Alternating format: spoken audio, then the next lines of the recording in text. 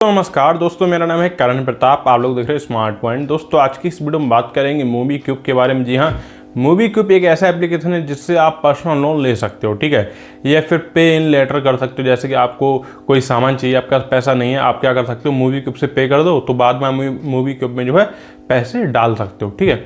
लेकिन आज की डेट में भी क्यूब है भाई, इसको लेकर काफ़ी ज़्यादा स्कैम चल रहा है। स्कैम क्या चल रहा है उसके बारे में आगे बात करूँगा। अभी मेरा मैं फेसबुक चला रहा था तो फेसबुक पे पता चला कि मूवी क्यूब से भाई साहब स्कैम होने लगे हैं। हुआ क्या है, कंपनी तरफ से आपके वॉलेट में काफ़ी सारे पैसे आ गए हैं, लाखों के हिसाब से, करोड़ों के हिसाब से पैसे आ गए हैं कंपनी की तरफ से। तो काफ़ी लोगों ने क्या किया, वो पैसे खर्च कर लिए ये समझ के कि पैसे तो आ गए हैं, अब कंपनी तो वापस ले ही नहीं। तो काफ़ी लोगों ने क्या किया, वो पैसे खर्च कर लिए हैं।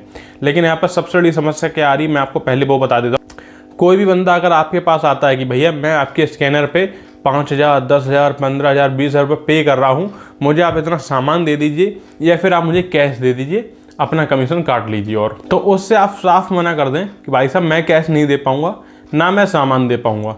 आपको अगर सामान चाहिए तो आप मुझे कैश दीजिए, ना कि स्कैनर पे कीजिए। होता क्या है, ये लोग क्या करते हैं, अपने मूवी क्यूब वॉलेट से ही आपको पेमेंट करेंगे। आपके स्कैनर पे पेमेंट आपके अकाउंट में उसमें वॉलेट में दिखाएगा कि हाँ पेमेंट आ गया है, लेकिन वो पेमेंट जो है आपके अकाउंट में सेटल नहीं होता है। और किसी भी तरीके से अगर आपने वो पेमेंट सेटल कर लिया तो आपका अकाउंट जो है साइबर क्राइम की तरफ से होल्ड कर दिया जाएगा, और जो भी उसमें पुराना बैलेंस है वो भी होल्ड हो जाता है। जैसे कि एक साइड में आप स्क्रीनशॉट देख सकते हो, ये एक भाई हैं जिन्होंने मेरे पास मैसेज किया था।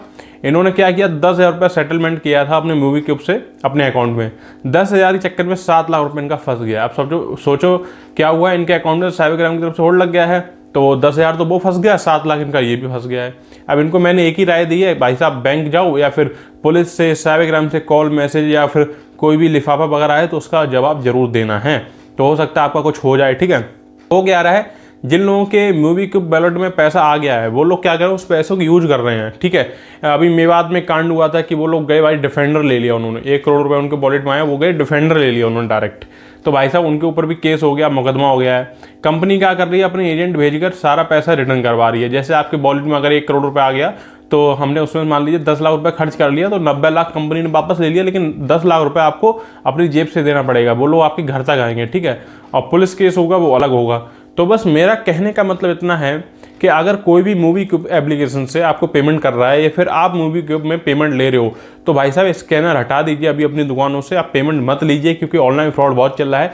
पेमेंट आप लेंगे, आपका अकाउंट यहाँ पर होल्ड हो जाता है, पूरा अमाउंट होल्ड हो जाएगा, पिछला अमाउंट भी होल्ड हो जाएगा, होल्ड भी हटेगा नहीं आप पर, और मुकदमा भी हो जाएगा, ठीक है। पुलिस वगैरह आएगी, वो अलग आएगी। तो मेरे कहने का मतलब कि इतना है भाई साहब, मूवी क्यूब से अभी फ्रॉड चल रहा है। आप किसी भी एप्लीकेशन से भी पेमेंट ना लें। जो आपके जानकार हैं, जिनको आप अच्छे से जानते हो, उनसे ही पेमेंट लें। जिनको आप नहीं जानते हो, कोई नया ग्राहक आ रहा है तो उनसे पेमेंट ना लें। फ़ोन पे, पेटीएम वगैरह कुछ भी हो गया, किसी भी QR कोड पे आपको अपना पेमेंट नहीं लेना है, क्योंकि एक बार अगर गलत अमाउंट आपके अकाउंट में आ गया तो आपका अकाउंट होल्ड हो जाएगा। और अगर अकाउंट आपका एक बार साइबर क्राइम से होल्ड हो गया तो भाई साहब आप वो होल्ड हटवा नहीं पाओगे। क्योंकि मेरे अकाउंट में 45,000 रुपये का होल्ड लगा था। लगा कैसे था, मेरे ही एक जानकार थे, वो 45,000 रुपये डाल के मेरे से कैश ले गए थे, अगले दिन मेरे अकाउंट में होल्ड लग गया था। भाई साहब वो होल्ड हटवाने के लिए हम अपनी बैंक में गए, साइबर क्राइम में गए, फिर दिल्ली साइबर क्राइम तक गए, चेन्नई साइबर क्राइम तक जो है ना हम चले गए, लेकिन हमारा वो होल्ड नहीं हटाता, ठीक है। इसमें बाद में कोर्ट केस वगैरह होता है, उसी में कुछ जाके सेटलमेंट होता है, लेकिन वहाँ पर पुलिस वालों ने हम लोगों को धमका दिया था, तो हम लोग घर वापस आ गए थे, ठीक है। तो मेरा कहने का मतलब ये है भाई साहब कि आप लोग अभी पेमेंट ना लें, क्योंकि अभी इसमें फ्रॉड बहुत कुछ चल रहा है। जब ये मामला शांत हो जाए, पुलिस पकड़ ले इन लोगों को, आरोपियों को, उसके बाद ही आप कुछ स्टार्ट करें।